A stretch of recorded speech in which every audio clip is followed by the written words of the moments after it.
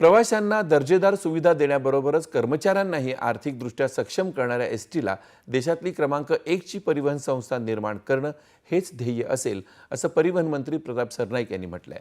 एसटीच्या 77व्या वर्धापन दिनानिमित्त मुंबईत आयोजित कार्यक्रमात ते आज बोलत होते। एसटीनं राज्याच्या कानाकोपऱ्यात समाजातल्या सर्व घटकांना सातत्यानं प्रवासी सेवा देण्याचं काम अविरतपणे केलंय। भविष्यात एसटी आपला शतकोत्तर महोत्सव निश्चितपणे पूर्ण करेल, कारण महाराष्ट्रातल्या सर्वसामान्य जनतेचे आशीर्वाद आणि पाठबळ एसटीला मिळालं आहे, असं ते म्हणाले।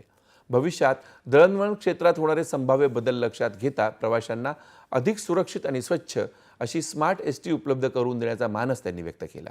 एसटीचा वाहननामा या कॉफी टेबल पुस्तकाचं प्रकाशनही यावेळी करण्यात आलं। कमी गर्दीच्या हंगामामध्ये प्रवाशांची संख्या वाढावी या उद्देशानं लांब पल्ल्याच्या प्रवासादरम्यान आगाऊ आरक्षण करणाऱ्या प्रवाशांना तिकीट दरामध्ये 15% सवलत देण्याची घोषणा त्यांनी केली। येत्या जुलैपासून ही योजना कार्यान्वित होणार आहे।